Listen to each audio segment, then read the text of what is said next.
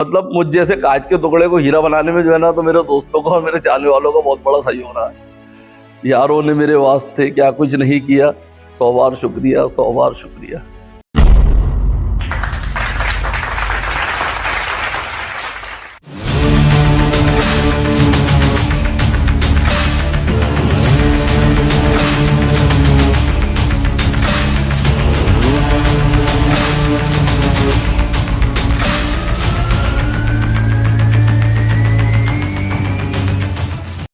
मेरा नाम हमीदुल्ला, मेरी पैदाइश सन 1981 में बुरहानपुर के दाऊदपुरा में हुई है। मैं प्रॉपर मतलब बुरहानपुर से ही रहने वाला हूँ, बुरहानपुर का ही रहने वाला हूँ। और मेरी क्वालिफ़िकेशन जो है तो वो 12वीं तक हो पाई। मतलब मैंने बीएससी में एडमिशन लेके आगे कुछ कारण से पढ़ नहीं पाया। फिर फुल टाइम तक के मैं मतलब बिज़नेस अपना करता रहा। उसके बाद मैं आज पार्षद प्रतिनिधि के रूप में कार्य कर रहा हूँ। ऐसा है, बचपन तो सभी का बहुत अच्छा होता है। बचपन काफ़ी अच्छा गुजरा। मेरी प्राइमरी शिक्षा जो है तो लोहार मंडी उर्दू स्कूल में हुई थी। उसके बाद एक उपलब्धि मेरी मतलब ये रही कि मैं पहली क्लास से लेकर 12वीं क्लास तक के मैं हर क्लास में टॉप रैंक मेरी रहती थी। बट कुछ कारण से, कुछ आर्थिक तंगी की वजह से मैं आगे की पढ़ाई नहीं कर पाया। क्रिकेट में मेरी बहुत ज़्यादा हॉबी थी, क्रिकेट बहुत ज़्यादा मुझे पसंद था और क्रिकेट हमने बहुत टाइम तक के खेला भी है। परिवार में मतलब एक गरीब परिवार से मैं बिलोंग करता हूँ। मेरे फादर जो थे तो एक पावर लूम मजदूर थे। हमारे घर में मतलब 7-8 लूम हुआ करते थे। और मेरे परिवार में मेरी बहनें, छोटी 4 बहनें, हम 2 भाई हैं और फादर है। मदर की डेथ अभी 2020 में हो गई थी। और बाकी ठीक है, सब परिवार बढ़िया मतलब। लेकिन बहुत स्ट्रगल हम लोगों ने किया उस टाइम में। बचपन में पापा की मतलब इनकम इतनी ज़्यादा नहीं थी, तो इस वजह से हम जो दोनों भाई थे हम नहीं पढ़ पाए। लेकिन हमने कोशिश करके फिर जो हमारी छोटी बहनें थी, 4 बहनों, उन बहनों को भी हमने पढ़ाया और बहनें आज वेल क्वालिफाइड है अल्हम्दुलिल्लाह और सब वेल सेटल्ड है। चुनौतियाँ तो ज़िंदगी में बहुत आई है, लेकिन चुनौतियों से लड़ने की हिम्मत ताकत भी अल्लाह ताला ने दिया और हम उस चुनौतियों को पार करते हुए आज इस मुकाम तक पहुँचे। सबसे अहम कारण हमारा रहा वो फाइनेंशियल कंडीशन रही। मतलब उसी की वजह से हमारी पढ़ाई आगे की जो ग्रेजुएशन वगैरह है वो नहीं हो पाई। बहुत सारे चैलेंजेस आए। मैंने मतलब शुरुआत में मजदूरी किया, वेल्डिंग का काम किया, अलमारी का काम किया, कुछ समय तक के किराना दुकान चलाया। फिर हमारी प्रिंटिंग प्रेस चली, आज भी मतलब डायमंड प्रिंटिंग प्रेस के नाम से प्रेस चालू है। ऐसा स्ट्रगल करते करते यहाँ तक पहुँचे हैं। मतलब चैलेंजेस तो बहुत आए ज़िंदगी में, लेकिन अल्हम्दुलिल्लाह सब फेस करते हुए आज इस मुकाम पर है। मेरी ज़िंदगी का सबसे बड़ा जो टर्निंग पॉइंट रहा और जो सबसे ज़्यादा जो क्षण मुझे विचलित किया वो मेरी माँ का इंतकाल है। वालिदा मेरी जब फौत हुई तो उसके बाद मैं बहुत टूट चुका था अपने आप में। मतलब 2020 की बात है, कोरोना काल था। एम्बुलेंस आने में देरी हुई, मैं उनको हॉस्पिटल लेकर पहुंचा, लेकिन उस वक्त तक की उनकी डेथ हो चुकी थी। और वो लम्हा जो था वो मेरी ज़िंदगी का सबसे विचलित कर देने वाला लम्हा था, क्योंकि माँ से बहुत हिम्मत थी और माँ की दुआओं और माँ की हिम्मत से ही यहाँ तक इस मुकाम तक आज मैं पहुँचा हूँ। मेरी लाइफ की जो सबसे बड़ी घटना थी जिसको लेकर मैं मतलब बहुत ज़्यादा विचलित हुआ था और बहुत ज़्यादा डिप्रेशन में चले गया था, कि मैं 12th के बाद मैंने जो है तो बीएससी कंप्यूटर में जलगांव में एडमिशन लिया। और 1 महीना वहाँ एजुकेशन लेने के बाद जब घर वापस आया तो परिवार की स्थिति काफ़ी ख़राब थी। इस कारण से मुझे पढ़ाई छोड़ना पड़ी और मैंने समझ लिया कि यार अपना बैकग्राउंड इतना मतलब फाइनेंशियल, फादर का बैकग्राउंड इतना नहीं है कि वो हमको आगे पढ़ा पाएंगे। अगर मैं अपनी पढ़ाई कंटिन्यू रखता हूँ तो मेरा परिवार बहुत ज़्यादा गरीबी के नीचे चला जाएगा। तो इस कारण से मैं पढ़ाई अपनी कंटिन्यू नहीं कर सका और उस टाइम में बहुत ज़्यादा विचलित हो गया था। मतलब 2-4 महीने में डिप्रेशन में था और बिल्कुल सबसे अलग थलग होकर रहने लगा था। वो लम्हा जो था वो मेरी ज़िंदगी का बहुत विचलित कर देने वाला लम्हा।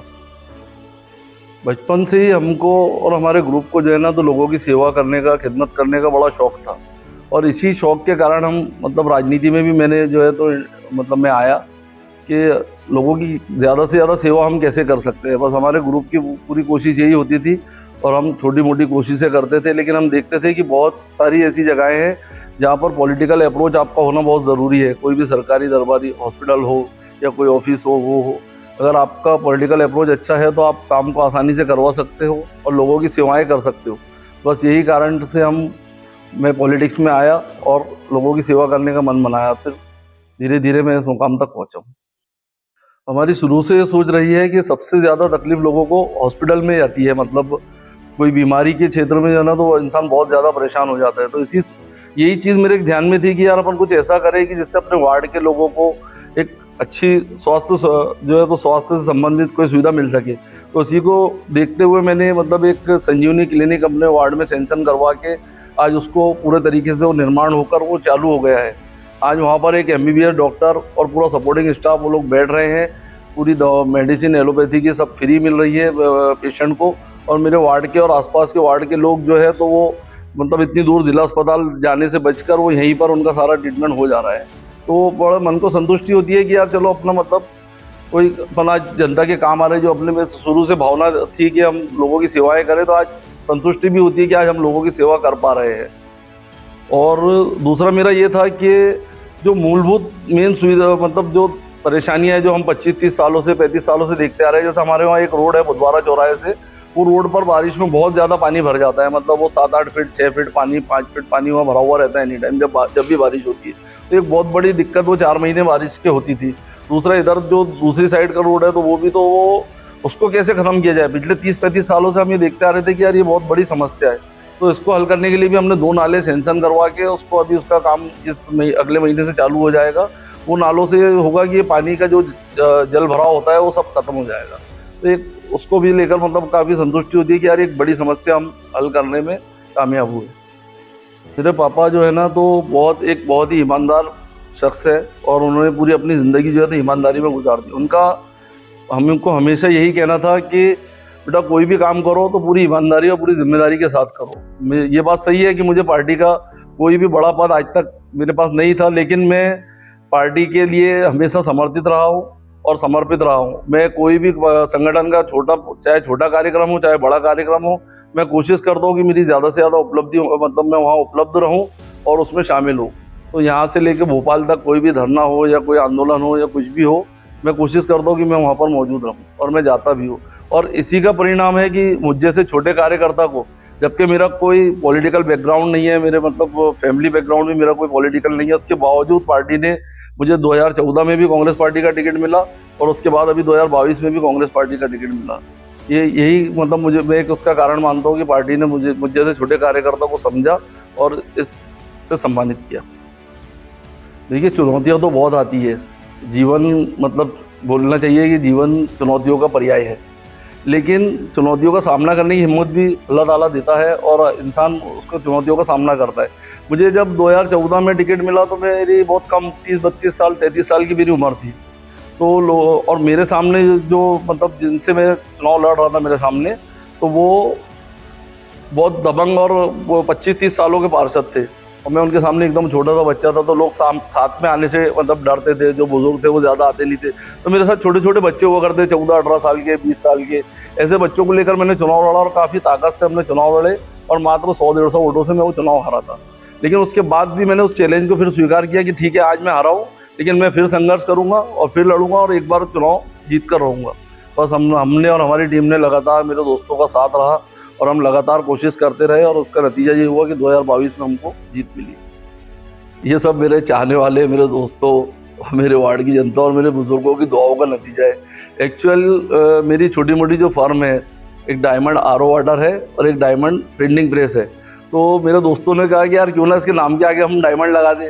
तो दोस्तों ने डायमंड बोल के हमीद डायमंड से इतना फेमस कर दिया कि आज अल्हम्दुलिल्लाह आज पूरा शहर में लोग मुझे हमीद डायमंड के नाम से जानते हैं। मतलब मुझ जैसे कांच के टुकड़े को हीरा बनाने में जो है ना, तो मेरे दोस्तों को और मेरे चाहने वालों का बहुत बड़ा सहयोग रहा है।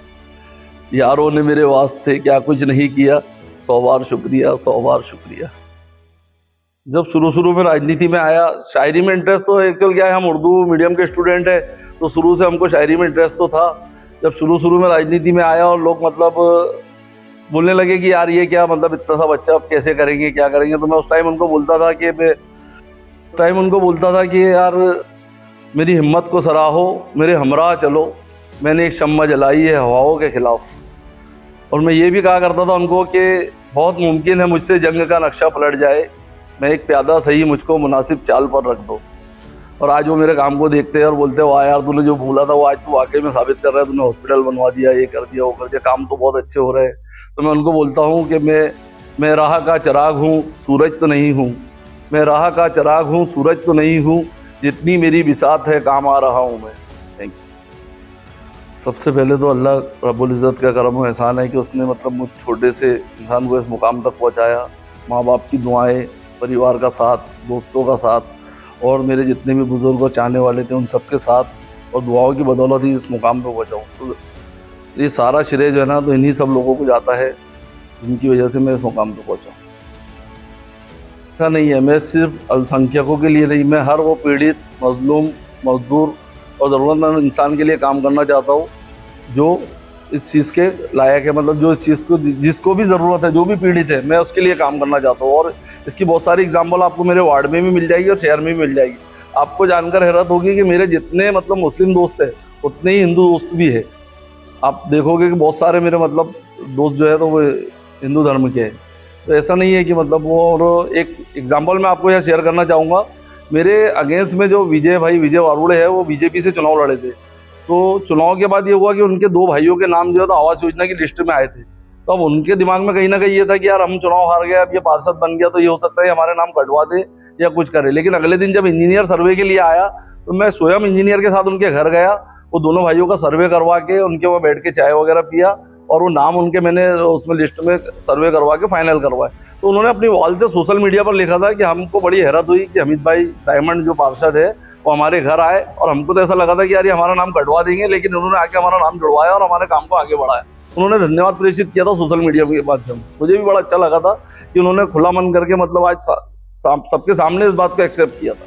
तो ऐसा नहीं है, मैं सभी के लिए काम करना चाहता हूँ और मैं वार्ड में भी मेरी कोशिश रहती है कि मैं हिंदू, मुस्लिम, सिख, ईसाई सभी के लिए काम करूँ।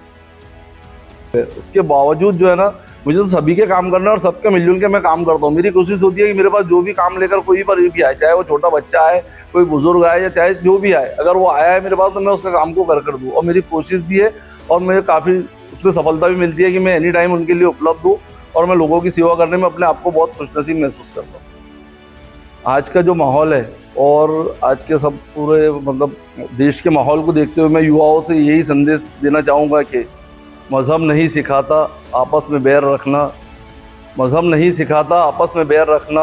हिंदी हम वतन है, हिंदुस्तान हमारा। हम सब मिलजुल कर रहे, देश एक रहेगा तो मजबूत रहेगा। लोकतंत्र की हम सबको रक्षा करना है और मिलजुल कर इस देश को आगे बढ़ाना है। यही मेरा युवाओं के लिए संदेश है। निश्चित रूप से मुझे बहुत ही अच्छा लगा और ये एक बहुत अच्छा कॉन्सेप्ट आप लेकर आए कि हम जैसे छोटे मोटे लोगों को भी सामने आकर और अपनी बात रखने का मौका मिला। नहीं तो लोगों की ज़िंदगी गुजर जाती है, वो अपनी बात नहीं रख पाते और उनकी बात जो है तो पब्लिक तक नहीं पहुंच पाती। मुझे बहुत ही अच्छा लगा और एक बहुत अच्छी आपकी कोशिश है और आप इसमें काफ़ी हद तक सफल भी हो। बहुत अच्छा महसूस कर रहा हूँ। मेरी ओर से बहुत बहुत बधाई आपको और आपकी पूरी टीम को, लीड लैब की पूरी टीम को बहुत बधाई देता हूँ कि आपने इतना अच्छा एक कॉन्सेप्ट शुरू किया। तो ये थी मेरी संघर्ष की कहानी। मैं आप लोगों से मतलब मेरी इस कहानी को देखकर अगर आप लोग इंस्पायर होते हैं तो मैं अपने आप को बहुत ही सौभाग्यशाली समझूंगा। और आप लोगों से एक निवेदन और कि आप लीड लैब के चैनल को सब्सक्राइब और शेयर ज़रूर कीजिए। धन्यवाद।